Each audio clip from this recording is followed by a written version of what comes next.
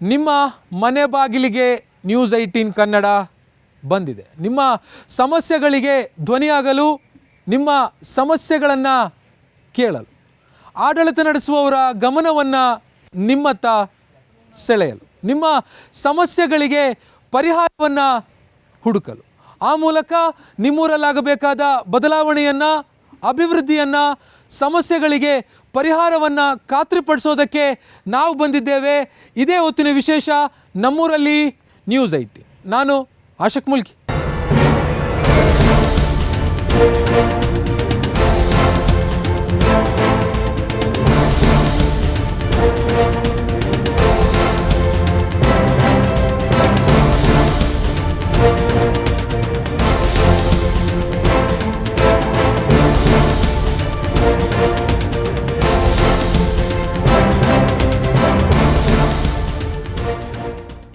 ಇವತ್ತಿನ ನಮ್ಮೂರಲ್ಲಿ ನ್ಯೂಸ್ 18 ವಿಶೇಷ ಕಾರ್ಯಕ್ರಮದಲ್ಲಿ ನಾವು ಚಾಮರಾಜನಗರ ಜಿಲ್ಲೆಯ ಕೊಳ್ಳೇಗಾಲ ತಾಲೂಕಿನ ವ್ಯಾಪ್ತಿಗೆ ಬರುವಂತಹ ಕಾವೇರಿ ನದಿಯ ತಟದಲ್ಲಿ ಬರುವಂಥ 10ಕ್ಕೂ ಅಧಿಕ ಗ್ರಾಮಸ್ಥರನ್ನು ಮಾತಾಡಿಸ್ತೀವಿ.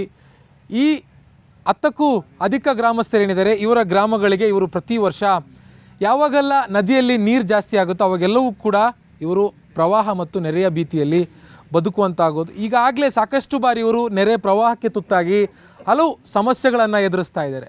ಇದುವರೆಗೂ ಕೂಡ ಇದಕ್ಕೊಂದು ಶಾಶ್ವತ ಪರಿಹಾರವನ್ನು ಒದಗಿಸ್ಕೊಡೋದಕ್ಕೆ ಜಿಲ್ಲಾಡಳಿತ, ಸ್ಥಳೀಯ ಜನಪ್ರತಿನಿಧಿಗಳು, ಸರ್ಕಾರಕ್ಕೆ ಸಾಧ್ಯ ಆಗಿಲ್ಲ ಅನ್ನುವಂಥದ್ದು ಇವರ ಬೇಸರ. ಹಾಗಿದ್ರೆ ಇವ್ರಿಗಿರುವಂಥ ಸಮಸ್ಯೆ ಏನು, ಇವರ ಬೇಡಿಕೆ ಏನು ಅನ್ನುವಂಥದ್ದನ್ನು ಖುದ್ದು ಇಲ್ಲಿರುವಂಥ ರೈತ ಮುಖಂಡರು, ಸಾರ್ವಜನಿಕರು, ಸ್ಥಳೀಯ ಮುಖಂಡರು ಎಲ್ಲರನ್ನೂ ಕೂಡ ನಾವು ಮಾತಾಡ್ಸೋಣ. ಸರ್, ಭಾಳ ವರ್ಷಗಳಿಂದ ನಿಮಗೆ ಈ ಸಮಸ್ಯೆ ಇರುವಂಥದ್ದು. ಯಾವಾಗೆಲ್ಲ ಕಾವೇರಿ ನದಿಯಲ್ಲಿ ನೀರು ಜಾಸ್ತಿ ಆಗುತ್ತೋ ಅವಾಗೆಲ್ಲವೂ ಕೂಡ ನಿಮ್ಮ ಊರಿಗೆ, ದಾಸನಾಪುರ ಸೇರಿದಂತೆ 10 ಹಳ್ಳಿಗಳಿಗೆ ನುಗ್ತಾ ಇರುವಂಥದ್ದು, ನೆರೆ ಪ್ರವಾಹ ಆಗ್ತಾ ಇದೆ. ಸೊ ಇದಕ್ಕೊಂದು ಬೇಡಿಕೆ ಏನು ಇಡ್ತಾ ಇದ್ದೀರಿ? ಯಾಕೆ ಅದನ್ನು ಈಡೇರಿಸೋದಕ್ಕೆ ಸ್ಥಳೀಯ ಅಧಿಕಾರಿಗಳಿಗೆ, ಜನಪ್ರತಿನಿಧಿಗಳಿಗೆ, ಸರ್ಕಾರಕ್ಕೆ ಸಾಧ್ಯ ಆಗ್ತಾ ಇಲ್ಲ ಅಂತ ನಿಮಗನ್ಸುತ್ತೆ? ನಮಸ್ಕಾರ. ನನ್ನ ಹೆಸರು ಅನಗಳಿ ಬಸವರಾಜು ಅಂತೇಳಿ, ರೈತ ಮುಖಂಡ. ನಾವು ಇವತ್ತಿನ ಸಮಸ್ಯೆ ಅಲ್ಲ, ಇದು ಸ್ವಾತಂತ್ರ್ಯ ಪೂರ್ವದಿಂದ 1924ರಲ್ಲಿ ಉಚ್ಚೋಳೆ ಅಂತೇಳಿ ಈ ಟೆಂಪಲ್ ಮೇಲೆ ಜನ ಕೂಳ್ತಿರ್ತಾರೆ. ಅಂದರೆ ನಮ್ಮ ಕೊಳ್ಳೇಗಾಲ ಎಲ್ಲ ಅರ್ಧ ಕೊಳ್ಳೇಗಾಲನೇ ಮುಳುಗೋಗಿರುತ್ತೆ. ಅದಾದಮೇಲೆ 1961ರಲ್ಲಿ, ಇದು ನಮ್ಮ ತಾತ ಹೇಳ್ತಿದ್ದ ಅವಾಗ, ನಮ್ಮ ತಂದೆ ಹೇಳ್ದೇನಪ್ಪ ಅಂದರೆ ನಾನು 61ರಲ್ಲಿ 6 ತಿಂಗಳ ಮಗು. ಆಗ ಮತ್ತೆ ಒಂದು ಹೊಳೆ ಪ್ರವಾಹ ಬರುತ್ತೆ.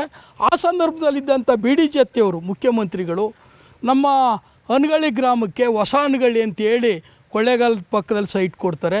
ನಮ್ಮ ದಾಸನಪುರಕ್ಕೆ ನಮ್ಮ ಕೊಳ್ಳೇಗಾಲದ ನಾಯಕರ ಬೀದಿ ಹತ್ರ ಕೊಡ್ತಾರೆ. ನಮ್ಮ ಹಳೆ ಹಂಪಾಪುರದವ್ರಿಗೆ ಹೊಸ ಹಂಪಾಪುರದಲ್ಲಿ ಸೈಟ್ ಕೊಡ್ತಾರೆ. ಮುಳ್ಳೂರವ್ರಿಗೆ ಮೇಲ್ಗಡೆ ಅದೇ ಹೊಸ ಗ್ರಾಮ ಅಂತ ಹೇಳ್ಕೊಡ್ತಾರೆ. ಅಂದರೆ ಈ ಆಯಾ ಸಂದರ್ಭ ಬಂದಾಗ ಸೈಟ್ಗಳು ಕೊಟ್ಟು ಅವಾಗ ಕಟ್ಕೊಳ್ಳೋದಕ್ಕೆ BD ಜತ್ತಿಯವರು 200 ರೂಪಾಯಿ ಕೊಟ್ರಂತೆ. ನಮ್ಮ ತಂದೆಯವರು ಹೇಳ್ತಾಯಿದ್ರು. ಅದರಿಂದ ಈಚೆಗೆ ನಮಗೆ ಗೊತ್ತಾದಾಗ 1991 ಇರ್ಬೋದು, 93ರಲ್ಲಿ ಇರ್ಬೋದು, ಆವಾಗ ಪ್ರವಾಹ ಬಂದಂಥ ಸಂದರ್ಭದಲ್ಲಿ ನಮ್ಮ ವೀರಪ್ಪ ಮೊಯ್ಲಿ ಸಾಹೇಬರು ಮುಖ್ಯಮಂತ್ರಿಯಾಗಿದ್ದರು. ನಮ್ಮ ಕೊಳ್ಳೇಗಾಲದ ಕೊಂಗ್ಳಗೆರೆ ತಟ್ಟೆಕೆರೆ ಅಂತಿದೆ, ಅಲ್ಲಿ ಒಂದು ಸಾಂಕೇತಿಕವಾಗಿ ನಿಮ್ಮ ಗ್ರಾಮಗಳಿಗೆ ನಾವು ಸೈಟ್ ಕೊಡ್ತೀವಿ ಅಂತೇಳಿ ಒಂದು 4 ಜನಕ್ಕೆ ಒಂದು ಹಕ್ಕುಪತ್ರ ಕೊಡ್ತಾರೆ. ಅದನ್ನು ಕೇಳ್ತಾರೆ, ನಿಮಗೆ 61ರಲ್ಲೇ ಸೈಟ್ ಕೊಟ್ಟಿದ್ವಲ್ಲ, ನಾವು ಯಾಕೆ ನೀವು ಹೋಗಿಲ್ಲ ಅಂತೇಳಿ. ನಮ್ಮ ಅನಗಳಿಯವರು ಹೊಸ ಅನಗಳಿಲಿ ಹೋಗಿ ಇದ್ದೀವಿ. ಅಂದರೆ 50%. ಯಾರಿಗೆ ಜಮೀನು ಇರಲಿಲ್ಲ ಅವರೆಲ್ಲ ಹೋಗಿ ಅಲ್ಲಿ ಉಳ್ಕೊಂಡ್ವಿ. ದಾಸನಪುರದವರು ಜಮೀನು ಇಲ್ದಿದ್ದವರು ಕೊಳ್ಳೇಗಾಲಕ್ಕೆ ಹೋಗ್ತಾರೆ. ಹಳೆ ಹಂಪಾಪುರದವ್ರು ಬಂದು ಹೊಸ ಹಂಪಾಪುರಕ್ಕೆ ಬರ್ತಾರೆ. ಮುಳ್ಳೂರವರು ಶಿಫ್ಟ್ ಆಗ್ತಾರೆ. ನಾವು ಇಲ್ಲೇ ಕೃಷಿನೇ ಮಾಡ್ತಕ್ಕಂಥವ್ರು, ಜಮೀನು ಬಿಟ್ಟು ಹೋಗದಿರ್ತಕ್ಕಂಥವ್ರುಗಳು ನಾವೇನು ಮಾಡ್ತೀವಿ, ಅನಿವಾರ್ಯ ನಾವು ಕಷ್ಟ ಸುಖ ಹೊಳೆ ಬರುತ್ತೆ ಹೋಗುತ್ತೆ ಅಂತ ನಾವು ಇಲ್ಲೇ ಉಳ್ಕೊಳ್ತೀವಿ. ಹಾಗಾಗಿ ನಮಗೆ ನಿರಂತರವಾಗಿ ನಮಗೆ ನೋವು ಬಂದಿದೆ. ನಮ್ಮ ಈ ಭಾಗದ ಶಾಸಕರುಗಳು ಇತ್ತೀಚೆಗೆ ನಮಗೆ ಬೆಳಗಾಂನ ಅಧಿವೇಶನದಲ್ಲಿರ್ಬೋದು, ನಮ್ಮ ಈಗ ಮೊನ್ನೆ ನಡೆದಂಥ ಅಧಿವೇಶನದಲ್ಲೂ ಸಹ ನಮಗೆ ತಡೆಗೋಡೆ ಬೇಕು ಅಂತೇಳಿ ಅವರು ಕೇಳ್ತಾಯಿದ್ದಾರೆ, ಪ್ರಸ್ತಾವನೆ ಮಾಡ್ತಾಯಿದ್ದಾರೆ. ಆದರೆ ಅವರು ಕೇಳ್ತಕ್ಕಂಥ ಒಂದು ವಿಚಾರ ನಮಗೇನೋ 6 ಕಾಸಿನ ಮಜ್ಜಿಗೆ ಆನೆ ಹೊಟ್ಟೆಗೆ ಅಂದಂಗೆ ಸಾಲೋದಿಲ್ಲ. ಇದು ಯಾಕೆ ಅಂತಂದರೆ ಮುಳ್ಳೂರು, ಹಂಪಾಪುರ, ನಮ್ಮ ಹರಳೆ, ಅನಗಳಿ, ದಾಸನಪುರ, ಕೆಳಗಡೆ ಸರಗೂರು, ನರಿಪುರ, ಒಂದು 9ರಿಂದ 10 ಗ್ರಾಮಗಳು ನೀರಿನಲ್ಲಿ ಮುಳುಗಡೆ ಆಗುತ್ತೆ. ಏನು ನಮಗೆ ಪರಿಹಾರಗಳಂತೂ ಏನೇನೂ ಇಲ್ಲವೇ ಇಲ್ಲ. ಹಿಂದಿನ ಸರ್ಕಾರಗಳೇ ಎಷ್ಟೇ ವಾಸಿ ಅಂದರೆ ಏನು ಸ್ಟಾರ್ಟಿಂಗು, ಇವತ್ತು ನಾವು ಈಗಿನ ಸರ್ಕಾರ ಸರಿಯಾಗಿ ಸ್ಪಂದಿಸ್ತಿಲ್ಲ ಅಂತ ಸರ್. ಇದು ಮಳೆ ಬಂದಾಗ ಇಲ್ಲೆಲ್ಲ ನೀರು ನುಗ್ಗುತ್ತೆ, ಅವಾಗೆಲ್ಲ ಯಾವ ಥರದ ವಾತಾವರಣ ಇರುತ್ತೆ ಈ ಊರಲ್ಲಿ ಅಂತ? ಮಳೆ ಬಂದರೆ, ಫ್ಲಡ್ ಬಂದರೆ ಮತ್ತು ಈ ಥರ ತೊಂದರೆ ಆದಂಥ ಸಂದರ್ಭದಲ್ಲಿ ಈ ಅರಳೆ ಇರ್ಬೋದು, ದಾಸನಪುರ ಇರ್ಬೋದು, ಅಣಗಳ್ಳಿ ಇರ್ಬೋದು, ಹಳೆಯಂಪಾಪುರ ಇರ್ಬೋದು, ಇಷ್ಟು ಗ್ರಾಮಗಳಿಗೂ ಕೂಡ ತುಂಬಾ ತೊಂದರೆ ಆಗ್ತಾಯಿದೆ. ಯಾಕೆ ಅಂತಂದರೆ ಅರಳೆ ಬಂದು ಸ್ವಲ್ಪ ಮೇಲ್ಭಾಗದಲ್ಲಿ ಎತ್ತರ ಭಾಗದಲ್ಲಿದೆ ಅಂತ ಹೇಳ್ತಾರೆ ಎಲ್ಲರೂ ಕೂಡ. ಸೊ ಆದ ಕಾರಣ ಸುತ್ತಲೂ ಕೂಡ ಅರಳೆ ಸುತ್ತ ಕೂಡ ನೀರು ಮುಚ್ಕೊಂಡ್ಬಿಡುತ್ತೆ ಸರ್. ಕೊಳ್ಳೆಗಾಲಕ್ಕೆ ಹೋಗಬೇಕು ಅಂದರೆ ಶಾಲಾ ಮಕ್ಕಳುಗಳಿಗೂ ಕೂಡ ತುಂಬ ತೊಂದರೆ ಆಗುತ್ತೆ. ಯಾಕೆ ಅಂತಂದರೆ ರೋಡ್ ಮಧ್ಯದಲ್ಲೇ ನೀರು ಕ್ರಾಸಾಗಿ ಹೋಗ್ತಾ ಇರುತ್ತೆ, ಹರಿತಾ ಇರೋದ್ರಿಂದ ತುಂಬ ತೊಂದರೆ ಆಗ್ತಾಯಿದೆ. ಎರಡನೇದು ಬಂದು ನಾವು ದನ ಕರುಗಳು ಹಸುಗಳನ್ನ ಸಾಕಿದ್ದೀವಿ. ಈಗ ನೋಡಿ, ಮೊನ್ನೆ ಬಂದು ಹೊಳೆಯಲ್ಲಿ ನಮ್ಮದು 4 ಎಕರೆ ಜಮೀನಿದೆ.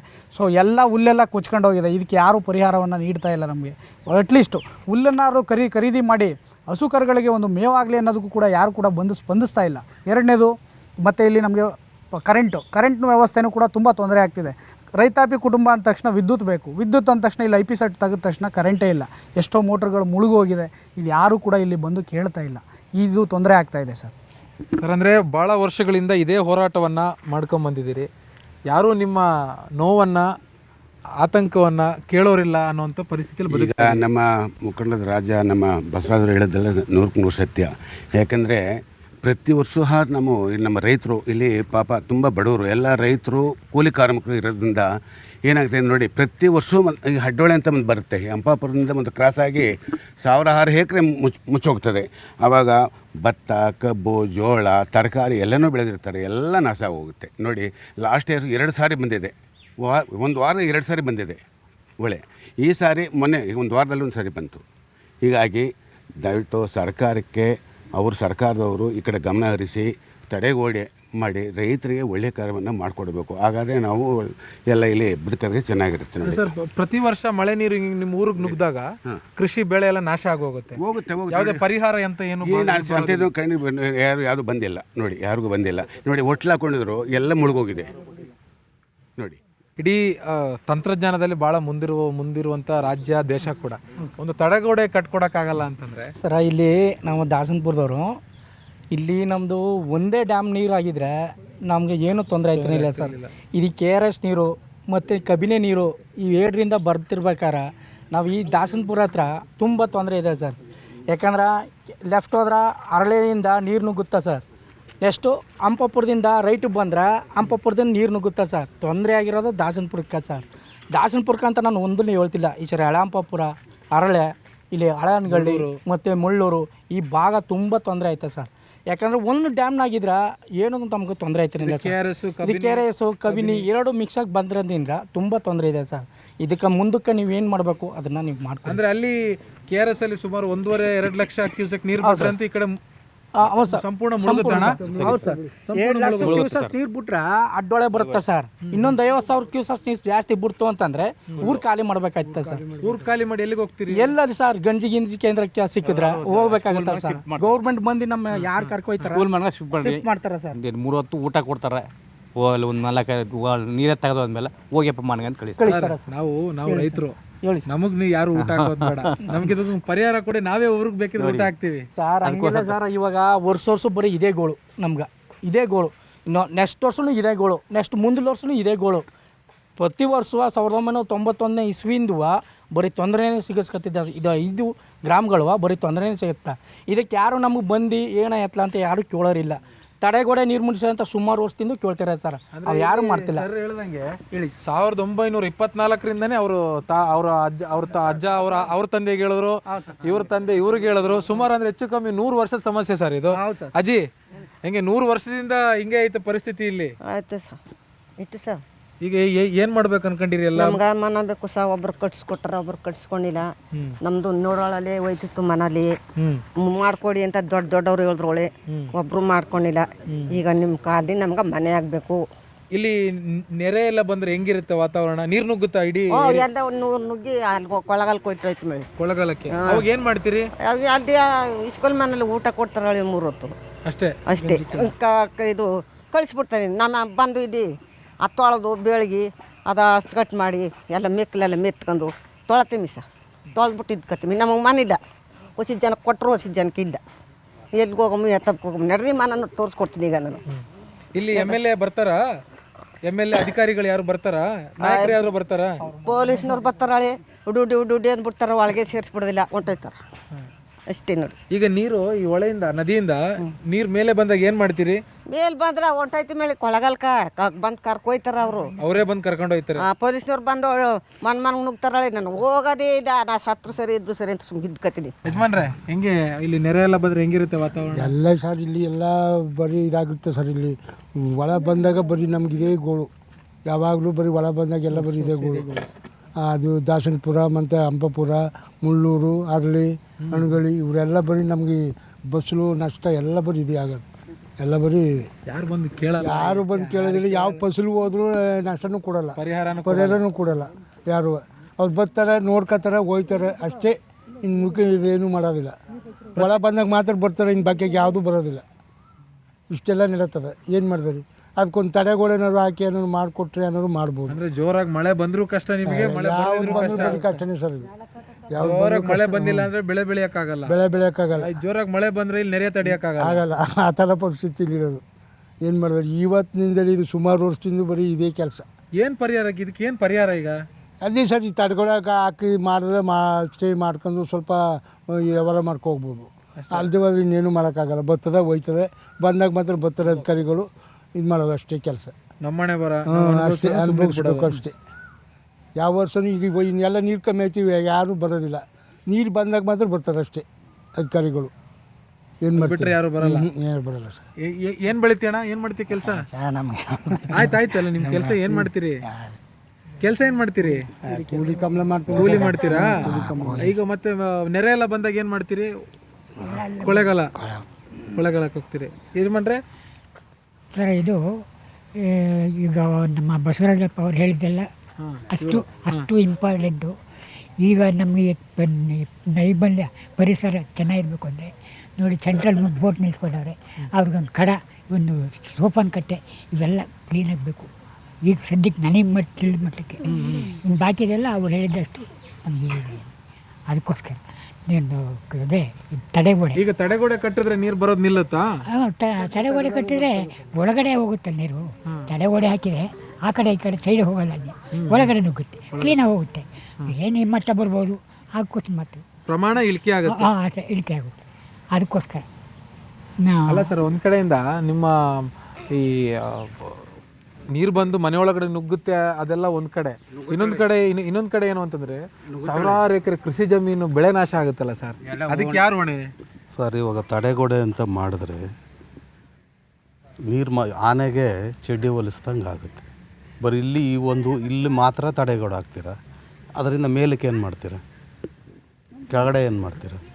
ನೀವು ಏನೇ ಮಾಡೋದಾದ್ರೂ ಜನಕ್ಕೆ ಪರಿಹಾರಗಳನ್ನ, ಬೆಳೆಗಳ ನಷ್ಟ ಆದರೆ ರೈತರಿಗೆ ಪರಿಹಾರ ಅಂತ ಘೋಷಿಸ್ಬೇಕು. ಅದು ಬಿಟ್ಟು ನೀವು ಏನೇ ತಡೆಗೋಡೆ ಹಾಕ್ಸ್ತೀವಿ ಅಂದ್ರೂ ಅದೇನು ಪ್ರಯೋಜನ ಇಲ್ಲ. ಒಂದು ಶಾಶ್ವತ ಕ್ರಮ ಬೇಕು ಅಂದರೆ ಭಾಳ ಕಷ್ಟ ಇದೆ ಸರ್ ಇಲ್ಲಿ. ಈಗ ಬಹುತೇಕವಾಗಿ ನಮಗಿಲ್ಲಿ ದನಗೇರಿ ಕಟ್ಟೆ ಅಂತ ಇದೆ. ಅದನ್ನು ಆ ಕಾಲದಲ್ಲಿ ಅವರು ಜಾಗೀರಾದಾರರು ಅವ್ರ ಜಮೀನಿಗೆ ನೀರು ತೊಗೊಂಡು ಹೋಗೋದಕ್ಕೆ ಅದನ್ನು ಕಟ್ಟೆ ಕಟ್ಟಿಸಿದ್ರು. ಆ ಕಟ್ಟೆ ಇಲ್ಲ ಅಂದಿದ್ರೆ ಹಿಂದಲಿಂದ ಅದು ನಮಗೂ ಪ್ರವಾಹ ಬರ್ತಾನೆ ಇರಲಿಲ್ಲ. ಅದು ಕಟ್ಟೆ ಕಟ್ಟಿ ರೈತರಿಗೊಂದಷ್ಟು ನೀರು ಬಿಡಬೇಕು ಅಂತ ಕಟ್ಟಿಸಿದ್ರು. ಆದರೆ ಆ ಕಟ್ಟೆಯಿಂದ ಯಾರಿಗೂ ನೀರು ಹೋಗ್ತಾ ಇಲ್ಲ. ಈಗ ತಡೆಗೋಡೆ ಆದರೂ ಅದೇ ಕತೆ ಆಗುತ್ತೆ ಅಂತಕ್ಕಂಥದ್ದು ನಮ್ಮ ಒಂದು ತಾತ್ಕಾಲಿಕವಾಗಿ ಅದು ಒಂದು ಆಗ್ಬೋದು, ಅಥವಾ ಸರ್ಕಾರಗಳು ಅಥವಾ ಯಾರು ಅವರು ಒಂದಷ್ಟು ಮಾಡ್ಕೊಳ್ಳೋಕ್ಕೆ. ಇಲ್ಲಿವರೆಗೆ ಪರಿಹಾರ ಘೋಷಣೆ ಮಾಡಿದ್ದೀನಿ ಅನ್ನತಕ್ಕಂಥದ್ದನ್ನು ಹೇಳ್ತಾನೆ ಇದ್ದಾರೆ. ಆ ಗಂಜಿ ಕೇಂದ್ರಕ್ಕೆ ಮಾಡಿದ್ದೀವಿ ಅಂತ ಸುಮ್ಮನೆ ಹೇಳೋದಲ್ಲ. ನಮ್ಮ ಕಾವೇರಿ ಮೇಡಮ್ DC ಅವರಿದ್ದರು, ಈಗ ಶಿಲ್ಪನಾಗಿದ್ದಾರೆ. ಅಧಿಕಾರಿಗಳು ಒಳ್ಳೆ ಕೆಲಸ ಮಾಡಿದ್ದಾರೆ. ಆದರೆ ಎಷ್ಟು ನಮ್ಮ ರೈತರಿಗೆ ಪರಿಹಾರ ಬರ್ತಾ ಇದೆ, ಯಾರಿಗೆ ಎಷ್ಟು ಕೊಡ್ತಾ ಇದ್ದಾರೆ, ಏನು ಒಂದು ಲೆಕ್ಕನೇ ಗೊತ್ತಿಲ್ಲ. ನಾನು ಹೇಳಿದಾಗ ಹಿಂದೆ ಮುಖ್ಯಮಂತ್ರಿ ಆಗಿದ್ದಂಥವರು ತಿಂಗಳಾನುಗಟ್ಟಲೆ ಇರಿಸ್ಕೊಳ್ತಾಯಿದ್ರು, ಪರಿಹಾರ ಕೊಡ್ತಿರು, ಮನೆ ಕೊಡ್ತಾಯಿದ್ರು, ಮನೆ ಕಟ್ಸ್ಕೊಳ್ಳೋದಕ್ಕೂ ದುಡ್ಡು ಕೊಡ್ತಾರೆ. ಈ ಸಾರಿ ಬಂದಂಥ ಸಂದರ್ಭದಲ್ಲಿ ಒಂದು 20 ಮನೆಗೆ ಸ್ಯಾಂಕ್ಷನ್ ಆಯಿತು ಕೇಂದ್ರ ಸರ್ಕಾರದ 5 ಲಕ್ಷ ರೂಪಾಯಿ. ಅವತ್ತೇ ಕಾವೇರಿ ಮೇಡಮ್ ಅವರು ಒಂದು ಮಾತು ಹೇಳಿದರು, ಎಷ್ಟು ಜನರದ್ದು ಹೆಂಚಿನ ಮನೆ ಇದೆ ಅವ್ರಿಗೆಲ್ಲ ಕೊಡಿ, ಮನೆಗಳನ್ನ ಕಟ್ಕೊಳ್ಳಲಿಕ್ಕೆ ಅನುಕೂಲ ಆಗಲಿ ಅಂತ. ಬಟ್ ಯಾರಿಗೂ ಕೊಡಲಿಲ್ಲ. ಇದು ಯಾಕೆ ಈ ತಾರತಮ್ಯ ಅಂತಕ್ಕಂಥದ್ದು ನಮಗೆ ಗೊತ್ತಿಲ್ಲ. ನಾವು ನೇರ ಹೇಳ್ತಾಯಿದ್ದೀವಿ, ನಾವು ಹೊರಗಡೆ ಹೋಗಿ ಸಿದ್ಧವಾಗಿದ್ದೀವಿ. ಒಳ್ಳೆ ರೀತಿ ನಮಗೆ ಜಾಗ ಕೊಡಿ, ಬೆಳೆ ಮಾಡೋದಕ್ಕೂ ನಮ್ಗೆ ಅನುಕೂಲತೆ ಮಾಡಿ ಅಂತ. ಬರೀ ಪ್ರವಾಹದಿಂದ ನಮ್ಗೆ ತೊಂದರೆ ಆಗ್ತಾಯಿಲ್ಲ. ಎಲ್ಲ ಟೌನ್ಶಿಪ್ ವೇಸ್ಟ್ ನೀರಿದೆ ನೋಡಿ, ಆ ನೀರನ್ನು ತಗೊಂಡು ಬಂದುಬಿಡ್ತಾರೆ. ಅದನ್ನು ಎಷ್ಟೋ ಸಾರಿ ನಾವು ವೀಡಿಯೋ ಮಾಡಿಸೆಲ್ಲ ಇದು ಮಾಡಿದ್ದೀವಿ.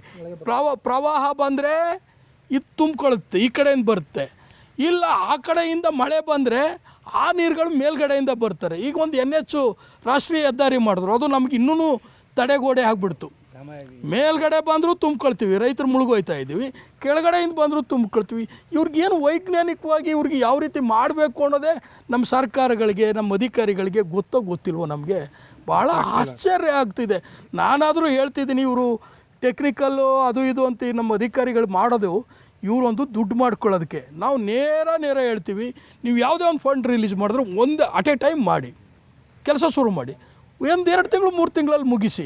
ಇಲ್ಲ ನೀವು ಹಂತವಾಗಿ ಅಂದರೆ ಇವ್ರ ಜೇಬುಗಳಿಗೆ ಹಂತವಾಗಿ ಹೋಗುತ್ತೆ. ನಿಜವಾಗಿ ರೈತರುಗಳಿಗೆ ಏನು ಕಾಮಗಾರಿ ಆಗಲ್ಲ, ರೈತರಿಗೂ ಏನೂ ಅನುಕೂಲ ಆಗೋದಿಲ್ಲ ಅಂತಕ್ಕಂಥ ಒಂದು ರೀತಿಯಲ್ಲಿ ನಮ್ಮೂರಲ್ಲೇ ನಾವು ಅತಿಥಿಗಳಾಗಿ ಬದುಕುವಂತ ವಾತಾವರಣ ನಿರ್ಮಾಣ ಆಗಿದೆ ಸರ್. ಇಲ್ಲಿ ಒಂದು 6 ತಿಂಗಳು ಬೇಸಿಗೆಗಾಲದಲ್ಲಿ ಇರಬೇಕು, ಈ ಕಡೆ ಒಂದು 5-6 ತಿಂಗಳು 4 ತಿಂಗಳು ಮಳೆ ಬಂದ್ರೆ ಊರು ಬಿಟ್ಟು ಹೋಗ್ಬೇಕು.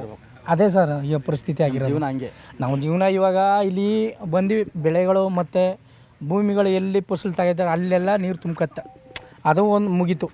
ಅದು ಮುಗಿದ ಮೇಲೆ ನಮಗೀಗ ಹೊರಗಡೆ ನಾವು ಹೋಗಿ ಮನೆ ಕಟ್ಕೊಳಕ್ಕೂ ಆಗಲ್ಲ. ಈ ಚರಿ ಜಮೀನಿಗೆ ಬಂದು ಇಲ್ಲಿ ನಾವು ಆರಂಭನ ಮಾಡೋಕ್ಕಾಗಲ್ಲ. ಆ ರೀತಿ ನಮ್ಮ ಪರಿಸ್ಥಿತಿ ಇವಾಗ ಆಗಿದೆ ಸರ್. ಇಲ್ಲ ನಾವು ಶಾಶ್ವತ ಪರಿಹಾರ ಕೊಡಿ ಅಂತಂದ್ರೆ ಹೊರಗಡೆ ನೀವು ಜಮೀನು ತೆಗೆದು ನಮ್ಗೆ ಮನೆ ಕಟ್ಸ್ಕೊಡ್ತೀನಿ ಅಂತಂದ್ರು ಇಲ್ಲಿ ಬಿಟ್ಟಿರೋಕ್ಕಾಗಲ್ಲ. ಜಮೀನು ಬಿಟ್ಟಿರೋಕ್ಕಾದ್ರೆ ಹೋಗಿ ಸ್ವಲ್ಪ ಮಂದಿ ಹೋಗಿ ಮಾಡ್ತೀನಿ ಅಂದ್ರೆ ಆಗಲ್ಲ. ನಮ್ಮ ದುಡಿಮೆನೇ ಅದಲ್ವಾ? ಹೌದು ಸರ್, ಏನು ಮಾಡೋದು ಹೇಳಿ. ಭೂಮಿಯಲ್ಲಿ ದುಡ್ಡು ತಿನ್ನೋರಲ್ವಾ? ಮನೆ ಕೊಡ್ತೀರಿ ಸರಿ, ದುಡಿಯಕ್ಕೆ ಭೂಮಿ ಕೊಡ್ತೀರಾ? ಎಲ್ಲಿ ಕೊಡ್ತೀರಾ ಹೇಳಿ? ಅದರಿಂದ ನಾವು ಬಂದಿಲ್ಲಿ ಆರಂಭ ಸುಖಾನು ಮಾಡ್ತಾ ಇದೆ. ಅಲ್ಲಿ ಯಾರಾದರೂ ಇದನ್ನ ಸರಿಪಡಿಸ್ಕೊಡ್ಬೇಕಲ್ಲ? ಮಾಡ್ಬೇಕು ಸರ್, ಯಾರು ಮಾಡ್ತಾರೋ? ದೊಡ್ಡವ್ರು ಮಾಡೋಕೆ ಬರ್ತಾರೆ, ನೋಡ್ತಾರೆ, ಹೋಯ್ತಾರೆ ಅಷ್ಟೇ. ಏನಪ್ಪ ಚೆನ್ನಾಗಿದ್ದಾರೆ ಹೋಗಿ. ಅವ್ರ ಜೊತೆಲಿ ಒಂದು 20-30 ಸೀಟ್ ಬರ್ತಾರೆ ಕಾರ್ಗಳಲ್ಲಿ. ನಡ್ರಿ ಗೊತ್ತಾಯ್ರಿ, ಏನು ಕೇಳಲ್ಲ ಮಾಡಲ್ಲ, ಸಮಸ್ಯೆನೇ ಕೇಳಲ್ಲ, ಏನು ಕೇಳಲ್ಲ. ಒಂದು 20-30 ಸೀಟ್ ಬರ್ತಾರೆ ಕಾರ್ಗಳಲ್ಲಿ. ನಡ್ರಿ ಹೋಗ್ತಾಯಿರಿ ಅಷ್ಟೇ ಸರ್. 5 ವರ್ಷಕ್ಕೊಂದ್ಸಲ ಬರ್ತಾರೆ ಓಟ್ ಕೇಳಕ್ಕೆ. ಯಾವಾಗ ಬರ್ತಾರೆ? ನೆರೆ ಬಂದಾಗ ಹೆಂಗಿರುತ್ತೆ ವಾತಾವರಣ? ಭಾಳ ತೊಂದರೆಲಿದ್ದೀವಿ ಸರ್. ಯಾವ ಥರ? ಅದೇ ಬಡ ಬಂದಾಗ ಊರು ಬಿಟ್ಟು ಹೋಗ್ಬೇಕು, ಬೆಳೆಗಳ ನಷ್ಟ ಆಯ್ತದೆ, ಕೊಯ್ಲು ಟೈಮ್ಗೆ, ಈಗ ಒಟ್ಟಲ್ ಟೈಮ್ಗೆ ಎಲ್ಲ ತುಂಬ ತೊಂದರೆ ಆಯ್ತು. ಎಲ್ಲಿಗೆ ಹೋಗ್ತೀರಿ?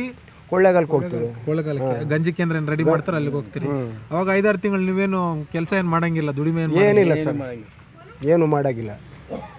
ಅಲ್ಲ ಸರ್, ನಾವು ಭೂಮಿಯಲ್ಲಿ ದುಡ್ದು ಊರವ್ರಿಗೆಲ್ಲ ಅನ್ನ ಹಾಕ್ತೀವಿ, ನಾವೇ ಹೋಗಿ ಗಂಜಿ ಕೇಂದ್ರದಲ್ಲಿ ಏನು ಮಾಡೋಕ್ಕಾಗಲ್ಲ. ಇಲ್ಲಿ ಒಳ ಬಂದಾಗ ಏನು ಮಾಡೋದು ಸರ್, ನಡು ಮಧ್ಯದಲ್ಲಿ ಕೂತ್ಕೊಂಡು ನಾವು ಸರ್ ಇವಾಗ 4-5 ದಿನದಿಂದ ಇಲ್ಲ ಹತ್ರ ಬಂದ್ಬಿಟ್ಟಿತ್ತು ಸರ್. ಇಲ್ಲಿವರೆಗೂ ಬಂದು ಎಲ್ಲ ಊರಿಗೆಲ್ಲ ಸುತ್ತಮುತ್ತ ನೀರಿತ್ತು.